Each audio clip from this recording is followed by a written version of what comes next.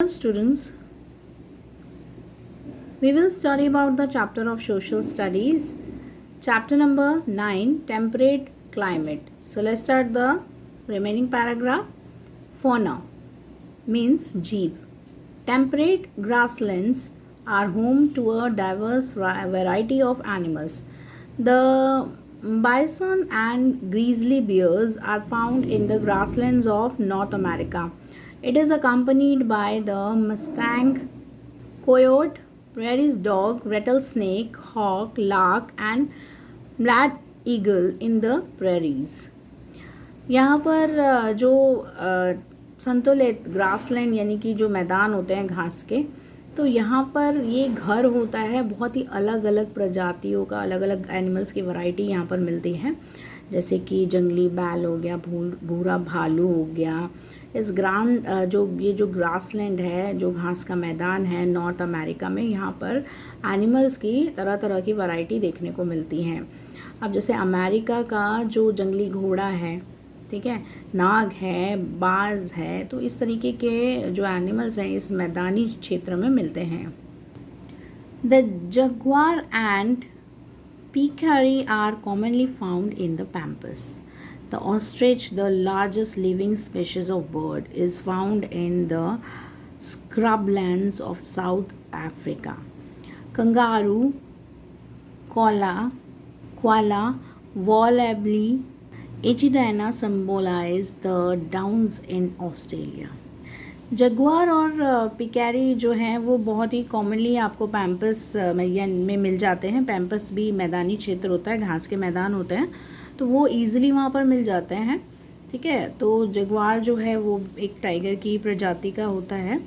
ठीक है, और यहाँ पर ऑस्ट्रिच है जो लार्जेस्ट स्पीशीज़ होती है बर्ड की, तो ये भी आपको स्क्रबलैंड्स जो होते हैं साउथ दक्षिणी अफ्रीका के क्षेत्रों में मिल जाते हैं. तो कंगारू, कोआला, वॉलैबी एंड इचिडेना जो है यहाँ के मुख्य प्रतीक हैं ऑस्ट्रेलिया के. नेक्स्ट है पीपल यानी कि लोग. Temperate belts are well populated. It's favourable climate and uninterrupted plain supports extensive farming.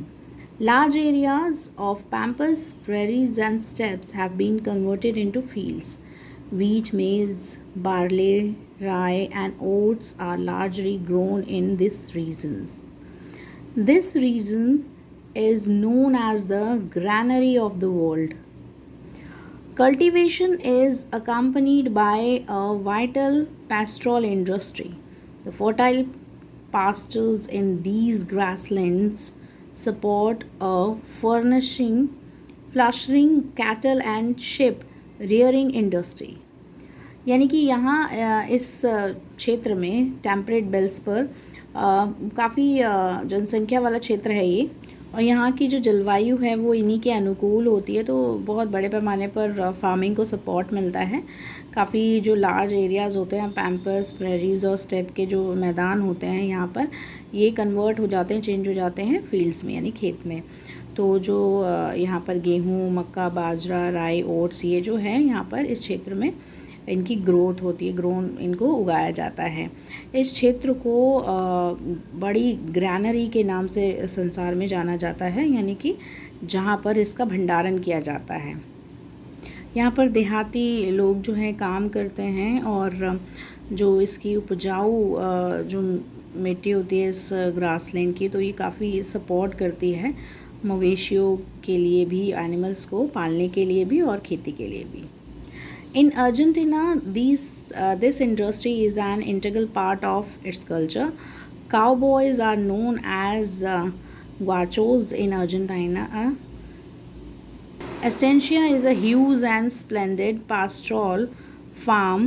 Guachos are responsible for the management of these farms. तो अर्जेंटीना में जो ये इंडस्ट्रीज़ होती है, इसका अंदर का जो पार्ट होता है, इसकी संस्कृति का अंदर का पार्ट है.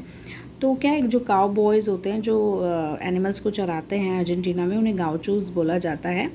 और एस्टेंशिया में जो बहुत बड़ा जो है देहाती एक फार्म होता है, जहाँ पर जो गाउचो जो होते हैं वो ही ज़िम्मेदार होते हैं पूरे मैनेजमेंट के, फार्म के जो भी मैनेजमेंट का होता है तो सारी जिम्मेदारी उन्हीं की होती है. Unlike Argentina, tribal culture prevails in the temperate regions of Africa and Asia. Khoikhoi, San, and Bantu tribes live in the grasslands of South Africa. Kyrgyz, Turk, and Mongolian tribes inhabit the temperate regions of Central Asia.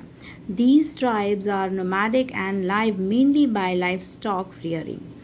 यानी कि Argentina की जो भी जाति थी, जनजाति, जो इनकी संस्कृति थी वो जो है ये इसी टेम्परेट रीजन में थी जो कि अफ्रीका और एशिया में थी.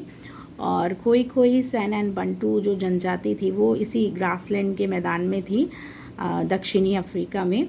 और किर्गिज़, तुर्क, मंगोलियन जो जनजातियाँ थी वो इस टेम्परेट रीजन में रहती थी जो कि सेंट्रल एशिया में है. ठीक है. और उसके बाद जो ये जनजातियां हैं ये अपना खानाबदोश लाइफ एक स्थान से दूसरे स्थान जाकर तो खानाबदोश जीवन को जीती थी और इनका जो जीवन है वो पशुपालन पर निर्भर करता था.